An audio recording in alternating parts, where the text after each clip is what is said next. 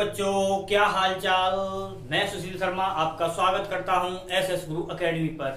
आज हम आपके लिए मोस्ट इंपॉर्टेंट दो क्वेश्चन लेके आए हैं जो लगभग हर सेट में आ रहे हैं। यानी आपके जो किरचॉफ से नियम बन रहे हैं और उससे न्यूमेरिकल बन रहा है वो, और आपका जो एलसीआर सर्किट होता है जो प्रत्यावर्ती धारा यानी अल्टरनेटिव करंट का पार्ट है वो, वहां से क्वेश्चन बहुत ज्यादा बन रहे हैं। तो आप विशेष याद रखें। तो यहां से आपको अगर नंबर मिलेगा तो अगर देखो ये भी 5 नंबर का ही है, ये 22 में ही आए हुए हैं, 22 में आए हैं, 20 में भी आए हुए हैं, 21 में तो एग्जाम ही नहीं हुआ है।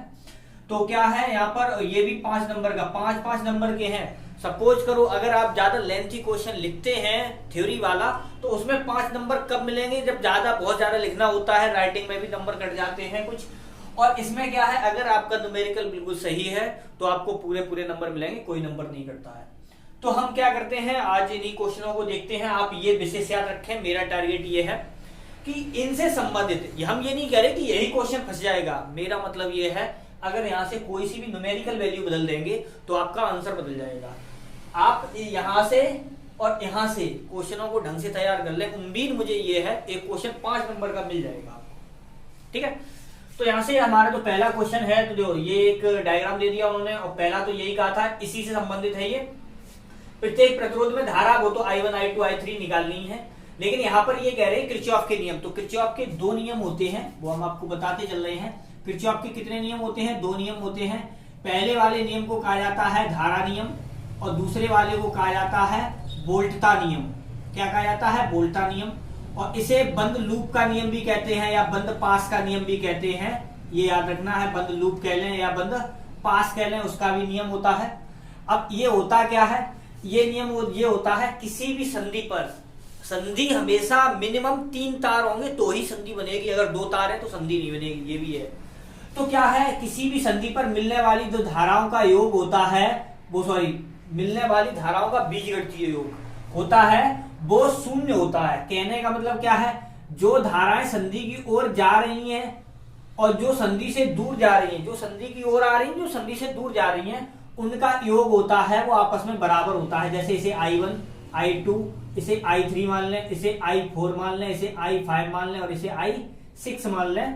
तो इन्हें क्या है, इनका जो योग बीजगणितीय योग निकालेंगे वो क्या हो जाएगा, 0 के बराबर होगा। कहने का मतलब I1 plus I2 plus I3 बराबर हो जाएगा आपका I4 plus I5 plus I6 के बराबर हो जाएगा। ठीक है, अब ये नियम किस पर होता है, ये आवेश संरक्षण पर आधारित नियम होता है। ये आपको याद रखना है, ये आवेश संरक्षण पर आधारित होता है। ये क्या होता है, बंद पास का, किसी भी, यहीं पे ले रहे हैं, किसी भी बंद पास में जो बहने वाली धारा यानी I और उसके संगत जो प्रतिरोध लगा होता है उसका बीजगणितीय योग उस बंद पास में लगे सेल के विद्युत वाहक बल के योग के बराबर होता है। तो कहने का मतलब IR का अगर हम बीजगणितीय योग निकाल रहे हैं और जो उस बंद पास में जितने भी वोल्टेज लगे हैं उनका बीजगणितीय योग निकाल रहे हैं, वो आपस में बराबर करते हैं। लेकिन क्या है, नियम लगाने का इनका नियम था कि अगर हम ऋण प्लेट से धन प्लेट की ओर चलेंगे तो हमें जो विद्युत वाहक बल लेना है वो हमें पॉजिटिव लेना है। अगर हम तो धारा बह रही है और धारा की दिशा में चल रही है तो हमें IR का मान पॉजिटिव लेना है। बाकी के दोनों ही केसों का उल्टा कर दो तो वो नेगेटिव लेना है। तो यही इनका नियम था दूसरा वाला। और ये नियम था, वो था आपका ये था आवेश संरक्षण पर और ये था आपका ऊर्जा संरक्षण पर। क्या था, ऊर्जा संरक्षण पर, और ये आवेश संरक्षण पर आधारित थे दोनों नियम। ये एक नंबर के क्वेश्चन। अब आते हैं इसमें। तो देखो अगर हम बात करें यहां से बंद पास ले लेते हैं, अगर हम बंद पास लेते हैं कौन सा, अगर बंद पास ले लें हम कौन सा, ABCA, जैसे ABCA ये ले रहे हैं। तो यहाँ पर देखो हम नेगेटिव प्लेट से पॉजिटिव की तरफ चलेंगे तो हमने ले लिया 2 वोल्टेज हो गया 2, क्योंकि यहाँ पर एक ही तो सेल लगी हुई है ये वाली। अब यहां से क्या होगा हमारा, यहां से देखो हम धारा की दिशा में जा रहे हैं तो IR का मान हो जाएगा पॉजिटिव, यानी I1 × 1 हो जाएगा। अब यहाँ पर आओ तो यहाँ पर जो यहाँ पर जाएंगे तो I3 का मान है 2, यानी प्लस का I2 यानी I3 × 2 बराबर 2 वोल्ट हो गया। तो ये हो गया, तो इसे हमने क्या लिखा है, यहाँ पर हो गया I1 प्लस का 2 I3 बराबर आ गया आपका 2, समीकरण पड़ गया 1। अब यहाँ पर आ जाओ, तो यहाँ पर देखो अगर हम बंद पास लें ADCA, तो क्या है हमारा ADCA, यहां से अगर हम ले रहे हैं तो यहाँ पर देखो हम यहाँ से ऐसे जा रहे हैं, तो यहाँ पर देखो निगेटिव से पॉजिटिव की तरफ जा रहे हैं, तो इसका मतलब है हमारा वोल्टेज हो गया 1, इधर हम लिखते चल रहे हैं। अब यहाँ पर IR, तो I2 इंटू कितना है प्रतिरोध, 1 ओम लगा हुआ है। यहाँ पर आ जाओ, फिर यहाँ पर गए तो ये हो गया प्लस का I3 और प्रतिरोध कितना है 2 बराबर ये 1 हो गया, तो यहाँ से हो गया आपका कितना हो जाएगा I2 और प्लस का ये हो गया 2I3 बराबर आ गया 1 वोल्ट। अब यहाँ पर क्या करना है हमें, तो यहाँ से देखो I3 का मान स्पष्ट लग रहा है, इधर से भी जो करंट जा रही है इधर से भी आ रही है, तो I3 में दोनों करंटें जा रही हैं। इसका मतलब ये हुआ है I3 का जो मान है वो आपका है I1 प्लस I2 के बराबर है। अब I3 का मान अगर हम इसमें रखें तो देखो यहाँ पर I1 तो जैसे का वैसा 2 का गुणा होता जाएगा इसमें, तो ये हो जाएगा 2I1 प्लस का 2I2 बराबर 2 वोल्ट है ही, यानी 2 है। अब यहां से क्या हो जाएगा 3I1 प्लस का 2I2 बराबर हो गया 2, समीकरण पड़ गया आपका 3। अब यहां से भी रखेंगे I3 का मान यहाँ रखो, तो देखो I2 तो जैसे का वैसा है, यहाँ पर 2 से गुणा हो जाएगा, तो ये हो जाएगा 2I1 प्लस का 2I2 बराबर आ गया आपका 1। यहां से हो जाएगा आपका 2I1 प्लस का 3I2 बराबर आ गया 1। ठीक, अब यहां से देखो क्या किया मैंने यहां से, तो इसमें और इसमें अब इन्हें समीकरण दोनों को सॉल्व करना है, 3 और 4 को। तो 3 और 4 को सॉल्व करने के लिए हमने क्या किया, जो इसमें हमने कर दिया 2 से गुणा, इस वाले में हमने 2 से गुणा किया और इस वाले में कर दिया 3 से गुणा, तो देखो कितना हो जाएगा 2 3 6I1 हो जाएगा प्लस का 2 दूनी 4I2 हो जाएगा प्लस 2 दूनी 4 हो जाएगा, और यहां पर हमने 3 से किया तो 3 दूनी 6I1 प्लस का 3 तरह का 9I2 बराबर हो गया 3। अब क्या किया, घटा दिया दोनों समीकरणों को, माइनस माइनस माइनस कर दिया, तो ये तो कट गई, तो I2 यहां पर कितना हो जाएगा माइनस का 5I2 बराबर ये आ गया आपका 1, तो यहां से I2 का मान आ गया -1/5, जिसे क्या 0.2 लिख सकते हैं, ये आ गया आपका एम्पियर में I2 का मान। ठीक है, ये हो गया।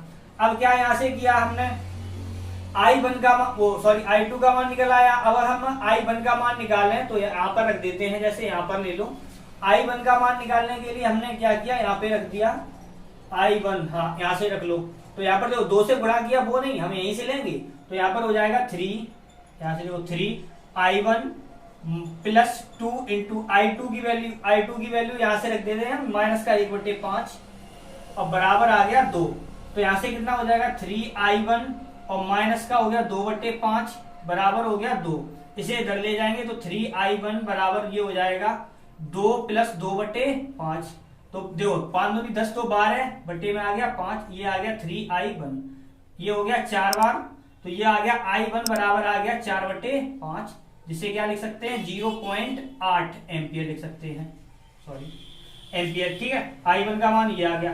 अब हमें I3 का भी मान चाहिए, तो I3 का मान यहाँ रख लो क्योंकि जुड़ जाएंगे दोनों, तो यहां से क्या हो जाएगा I1 प्लस I2, तो I1 का मान कितना है I3 बराबर, I2 का मान आया है माइनस का 0.2 और इसका आया 0.8, तो यहाँ पर आ गया 0.6 एम्पियर, ये हो गया आपका I3 का मान।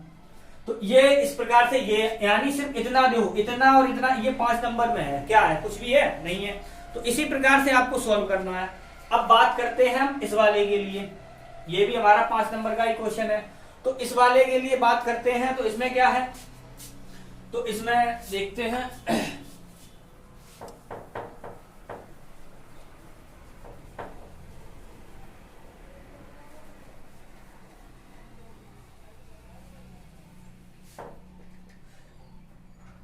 तो देखो इसके लिए हमें क्या L, यानी L का मान दे रखा है, L का मान दे रखा है 10 हेनरी, और ओम यानी R दे रखा है हमें कितना 500 ओम, और हमें L यानी C दे रखा है C 20 माइक्रोफेरड, माइक्रो को हटा दो तो 2 यानी 20 इंटू 10⁻⁻6 हो गया, टोटल मिला के हो गया हमारा 2 इंटू 10⁻⁻5 फेरड हो गया।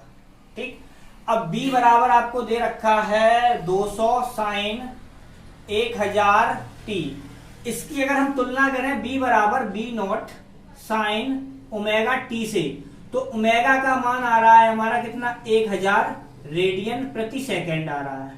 ठीक है। यहां से बी नॉट का मान आ रहा है हमारा कितना 200 वोल्ट। अब यहां पर देखो, अब हम आगे पीछे करेंगे पॉइंट, वो कोई दिक्कत नहीं। हमसे बी आर एम एस का मान पूछा था, तो क्या होता है बी आर एम एस बराबर होता है बी नॉट अपॉन √2। तो बी नॉट का मान कितना है हमारा 2000 है, अपॉन में आ गया √2, ये यहां से यानी ये हो जाएगा 100 वोल्ट, क्योंकि यहां से ये 2 बार कट जाएगा। एक तो आंसर ये हो गया। अब क्या कहा है हमसे, धारतीय प्रतिघात प्रेरकीय प्रतिघात। जो प्रेरकीय प्रतिघात का मतलब है एक्सएल का मान पूछा है, तो एक्सएल बराबर होता है क्या ओमेगा एल। ओमेगा का मान कितना आया है 1000 और इंटू एल का मान कितना दे रखा है 10, तो ये हो गया टोटल कितना हो गया आपका 10,000। ये हो गया क्या ओम। अब यहां से क्या है एक्सी का मान पूछा है, एक्सी होता है 1/ओमेगा सी। 1/ओमेगा का मान तो 1000 है ही। सी का मान कितना है, देखो सी का मान ये है 2 × 10⁻⁻5। ये कितनी है 10 कितनी है 3 है, और 2 ये, चलो पहले ऐसे लिखते हैं 2 ये रहा इंटू, अब यहाँ पर देखो 10 के 3 है और माइनस के कितने हैं 5 हैं, तो ये कितना हो जाएगा जाके 1/, ये हो गया 2 × 10 कितना बच गया हमारा -2। -2 का मतलब है ऊपर जाके ये बन गया 100 और बटे में आ गया 2, तो ये हो गया आपका कितना 50। ठीक है, ये आ गया। अब क्या है यहां से एक्सी का मान हो गया। अब परिपथ की प्रतिबाधा पूछी है, तो प्रतिबाधा Z बराबर होता है √R² plus XL minus XC का स्क्वायर। अब R², R की वैल्यू कितनी आई है, R आपको दे रखा है 500 का स्क्वायर प्लस XL का मान कितना आया है 10,000 और XC का मान कितना है 50, तो यहां से XL माइक्रो, ठीक है, ये 20, ठीक है। तो यहां से क्या है, यहां से देखो 10,000 माइनस और ये आया है सिर्फ 50, तो ये यहां से और वो भी इसका क्या होगा स्क्वायर होगा, तो ये रहा 500 और प्लस यहां पर कितना बचेगा 50 घटा जाएंगे, तो यहां पर क्या हो जाएगा देखो, यहां से ये 0 आ गया, यहां से 10 में से 5 गया, 5 बच गया, और यहां पर ये 2 अंक हो गए, यहां पर आ गया आपका कितना 9 और यहां पर भी आ गया 9। ठीक है, तो इतना हो गया। अब वो भी इसका वर्ग है। अब इसका कैलकुलेशन आप कर लेना, आंसर आपको मिल जाएगा। इसका वर्ग करके जोड़ना है, इसका वर्ग करके जोड़ना है और स्क्वायर रूट से बाहर निकाल देना है, और स्क्वायर रूट से बाहर निकाल देना है, बस ये कैलकुलेशन आपके लिए है। अब क्या है यहां से, तो देखो ये प्रतिबाधा हो गई, बी और आई के बीच फाई निकालना है। फाई का मतलब है tan फाई निकालना है हमें। तो देखो ये tan फाई समझने के लिए आपको क्या है, इसके बीच ग्राफ खींचना पड़ता है, वोल्टेज और इसके बीच में। तो वोल्टेज और इसके बीच में ग्राफ कैसे खींचेंगे, ग्राफ के लिए हम आपको बताते हैं क्या है। देखो इस प्रकार से ये इधर होता है R यानी वोल्टेज में खींचते हैं, और इधर ही होता है IV, और यहाँ पर क्या है, यहाँ पर चलता है BL का मतलब जब प्रेरकत्व लगा होता है। इधर चलता है BC क्योंकि वो कलांतर है, ये चलता है पश्चिगामी में, ये चलता है अग्रगामी में, ये धारा की दिशा में ही चलता है इसलिए। और इसका जब रिजल्टेंट वोल्टेज निकालते हैं तो आता है VL माइनस का VC, वो ये रहा। अब हम इसके रिजल्टेंट और इसके रिजल्टेंट यानी BR के बीच ग्राफ खींचते हैं, तो ग्राफ यानी जो रिजल्टेंट वोल्टेज निकालते हैं वो आता है आपका V यहाँ पर। तो अगर हम इस पे इस प्रकार से करें, यहां से और इस प्रकार से, तो जो ये रिजल्टेंट के साथ फाई कोण बन रहा है ये निकलता है। अब tan क्या हो जाएगा VL माइनस का VC अपॉन में हो जाएगा VR। तो यहां से जब इसकी वैल्यू निकाल के करते हैं तो ये आता है XL माइनस XC अपॉन में आ जाता है R। और XL और XC का मान, अब यहां से XL और XC का डिफरेंस निकालना है, तो XL का मान कितना आया, इतना आया है, कितना है 10,000, और XC का मान कितना आया है आपका 50, और वो सॉरी यहाँ पर है 50 माइनस का 50 अपॉन में R का मान कितना है, R का मान है 500।